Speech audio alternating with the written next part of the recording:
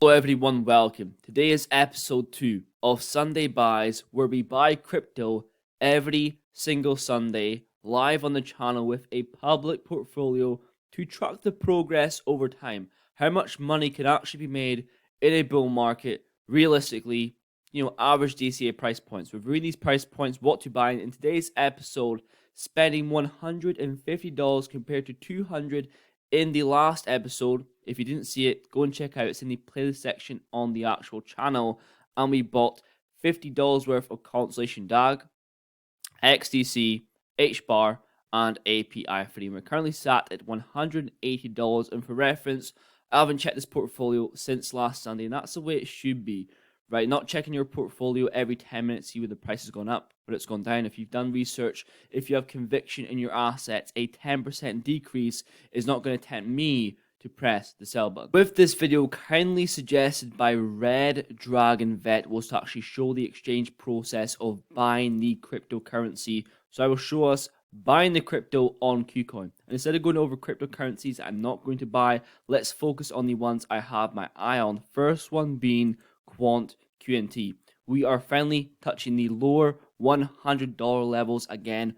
Perfect buying opportunities. Some might argue that we might even go lower than this, but by next Sunday, if we're lower than $100, I will definitely double down with a portion of that DCA. Now, also, we have here a QNT whale who holds over 9,000 QNT, and recently, just over a day ago, purchased just over 158 QNT. So we know that whales are buying, and this person is a lump sum investor.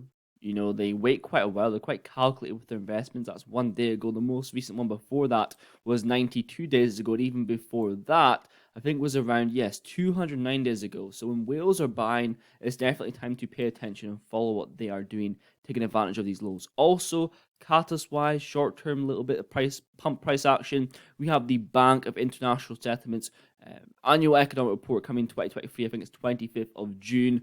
Obviously, Quant being involved with the Bank of England, the Bank of International Settlements, and Project Rosalind, CBDC experiment. I definitely think Quant will have a mention there, potential little pump in pricing. Also, we have on the 20th of June, Quant on CBDCs in Europe. We have Gilbert Verdin, CEO, with representatives from the Deutsche Bank, JP Morgan, Nexi, and the European Central Bank. Definitely going to pin towards the pump in price action slightly.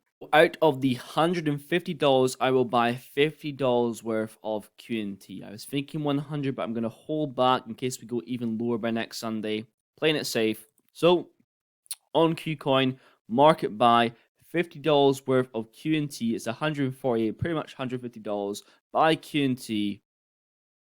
And there we have it. Now it is added to the portfolio. It's adding up quite nicely there. Hopefully by episode 4 or 5 it'll be at 1k if we don't say too much of a crash in the market. Now on to number 2. We have API3 once again.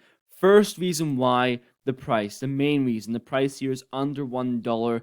These are literally all-time lows. These are killer buying opportunities. I have not seen API3 this low at all. Now, people on the site, there was a comment last video, I think it was, someone said it's too expensive, I want under $1, and now it is. But whenever it reaches that price point, people don't bite the bullet. They don't actually buy when it is low. They associate a low price with a bad project. And there's a tweet here by Dreadbongo. Perfect video. I'm not going to play it though, but I'm going to read the caption or the quote from the video from Jeff Bezos. As I watched my stock fall from $113 to $6, I was watching all of our internal business metrics getting better and fast. This is true, right? Building is happening during the bear market, but the price is going down, but the building and progress is up here. For example, API3, we can see Oracle MEV, known as Oracle Extractable Value, or EV, costs users millions of dollars per year.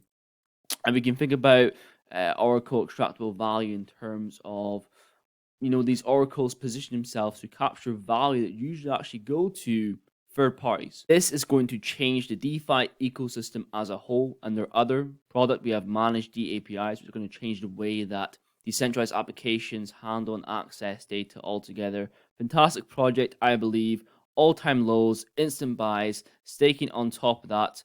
I am a believer in API3, so I'll be adding it to the portfolio. We are down, we're at $36 from the actual 50. but I'm doubling down on the actual investment. If we go lower, the fundamentals haven't changed, the team haven't changed, nothing has changed about the projects at the price, and it's just more opportunity to get more API free, the more bang for my buck. So $50 worth of API free is now bought as well. The last pick is going to be NXRA. Now, we've actually barely spoken about NXRA since the actual whole fiasco of ALBT and how to actually claim your NXRA from that whole situation. Now, similar for API free, all-time lows around these 4 cent positions, insane buying points, just looking at the actual chart itself. And on top of that, I was thinking, what's the actual utility of the NXRA token? And it's the whole backbone of the Alliance block ecosystem. For example, we can see a couple examples further down. So, NXRA, utility in an NXRA protocol and cross-meshing protocol. We can see it plays a vital role in an NXRA protocol at every layer. DeFi infrastructure, Alliance block nodes, and Alliance block DAO. And we can see a little mind map of the actual whole ecosystem vision right there. So we can see NXRA as a means of exchange when it comes to the data tunnel and the Alliance block bridge, which we have spoken about before on the channel. Also, looking towards Catalyst, what's approaching later on in the year, the Alliance block DEX, which underwent a complete revamp and upgrade, is poised to launch in Q3 2023. Now, when you think about price action, bearish conditions, there was a lot of hype around the NXRA, the new launch. We were sitting around, 4 or 5 cents there. A 2x in a bear market where complete lows are now at 4 cents. It seems like an obvious buy in my eyes. So, $50 or $48 worth added of NXRA to the portfolio. Finally, for episode 2, the portfolio is worth $328. The biggest hold is API free, and the lowest hold is HBAR. Now is the time to be buying cryptocurrency and not even checking the prices in terms of percentage moves. We're halfway in 2023. I won't expect any movement until we're well into 2024, in my personal opinion. So I'm not worrying about percentage increases. So please let me know down below, what cryptos are you buying this Sunday? What cryptos are you buying this month? What cryptos are you buying in general? Because now is the time to buy. What's one way to indicate that? Well, you can see we're in a bear market, but look at, for example, TikTok. TikTok is the social media version of Jim Cramer. Top like, comment, crypto video I've seen, all crypto is going to crash. It is probabilistic, the worst thing to invest for the future. That is an automatic buy in my eyes. If you went into a TikTok comment section during 2021 bull run, everyone would be saying buy, we are going to the moon.